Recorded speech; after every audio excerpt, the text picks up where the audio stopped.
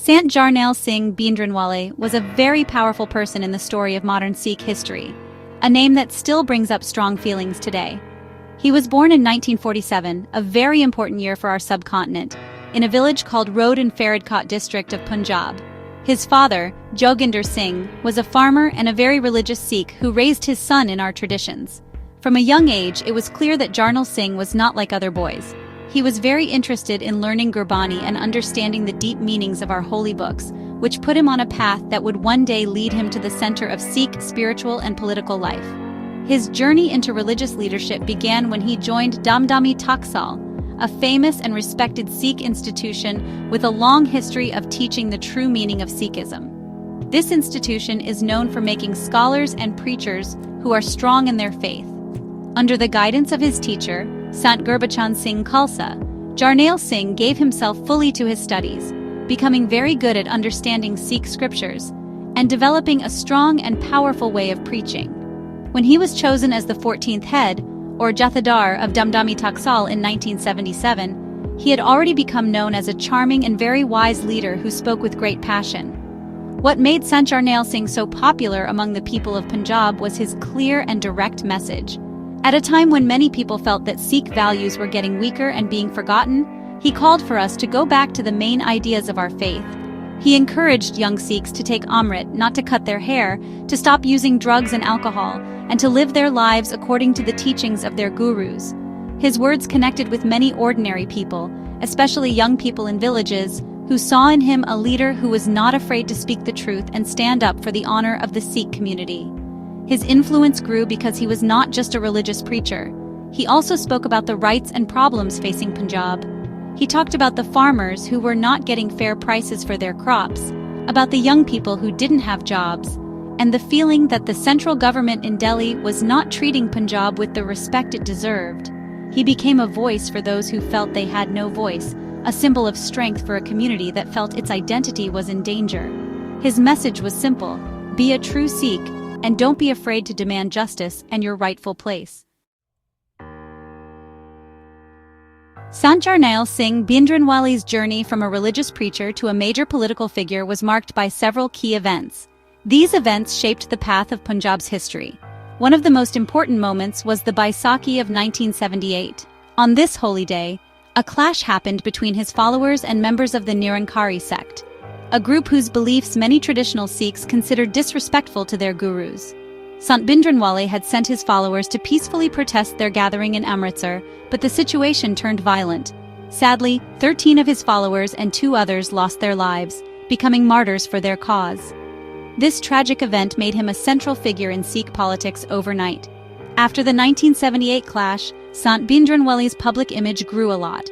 He was seen as a protector of faith, ready to stand up to those he believed were disrespecting Sikhism. The moderate Akali leaders, who were in power at the time, were seen by many as too slow to act. In contrast, Sant Bhindranwale's firm stance spoke to a large part of the Sikh population who wanted strong leadership. He started traveling more widely across Punjab, holding large gatherings. There, he spoke about religious purity and political rights. He attracted crowds of thousands who listened to his every word very carefully. His message was deeply connected to the Anandpur Sahib Resolution, a document written by the Akali Dal in 1973. This resolution was not a call for a separate country, but a demand for more rights and self-rule for the state of Punjab within India. It asked for the central government's power to be limited to important matters like defense, foreign policy, and currency. It asked for Punjab to be given control over its own affairs, like its river waters and economy.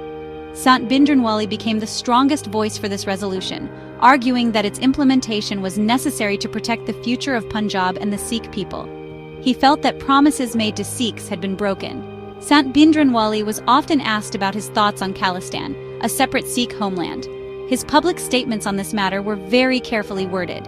He famously said, "I am neither for nor against independence, but if it is offered to me, I will not refuse it."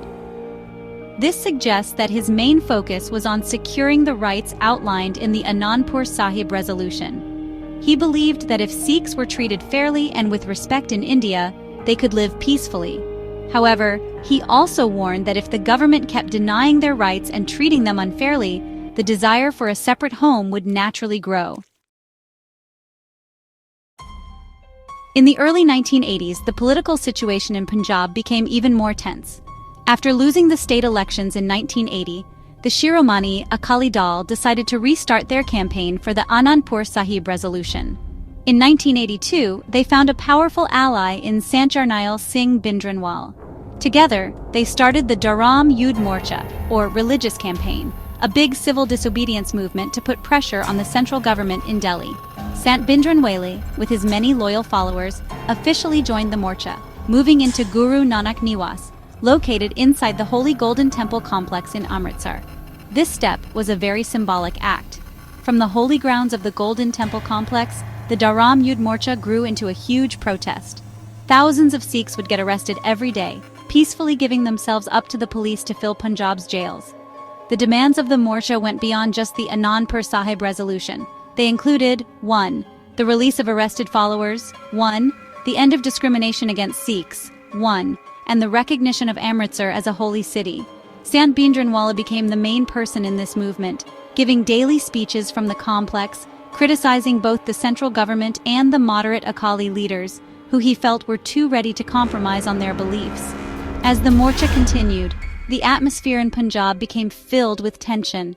While the protests were mostly peaceful, there was also a rise in violent incidents across the state, which the government blamed on Sant Bhindranwale and his followers.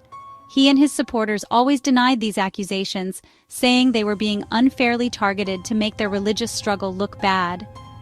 Fearing that the government was planning to arrest him, Sant Bhindranwale made a big decision in late 1983.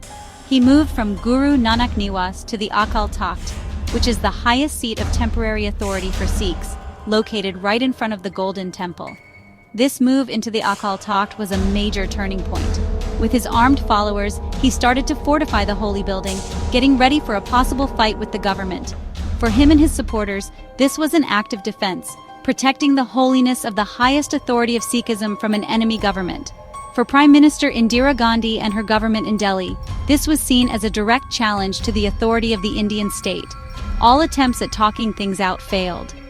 The government saw an armed rebellion growing in the heart of Sikhism's holiest place, while the Sikhs inside saw themselves as protectors of their faith, standing their ground for justice. The fight between Sant Jarnail Singh Bhindranwale's followers and the Indian government reached its sad peak in June 1984. The government decided to launch a full military attack on the Golden Temple complex to remove him and his armed supporters. This operation was named Operation Blue Star. In the first few days of June, the army surrounded the complex, and on the nights of June 5th and 6th, they attacked the holy places. The fighting was fierce, with heavy gunfire and even tanks being used. The battle led to the destruction of the holy Akal Takht and caused a lot of damage to the entire complex. The human cost of Operation Blue Star was terrible. Sant Jarnail Singh Bhindranwale, along with his main helpers, were killed during the fight. His body was later found in the basement of the destroyed Akal Takht. Along with them, many of their followers, over 80 Indian army soldiers, and hundreds, if not thousands, of innocent worshippers who were stuck inside to celebrate a Sikh holy day, lost their lives. The sight of the army entering the holiest Sikh shrine and the destruction of the Akal Takht sent a wave of shock, anger, and deep pain through the Sikh community worldwide. For many, it was an unforgivable attack on their faith. In the years after his death, Sant Jarnail Singh Bhindranwale's legacy has grown, not shrunk. For the Indian state, he remains a controversial figure linked to terrorism. However, for a very large number of Sikhs around the world, he is remembered not as a villain, but as a martyr. A martyr who gave his life to protect the honor of Sikhism and the Sikh people. His image has become a powerful symbol of Sikh identity, strength, and resistance against unfairness.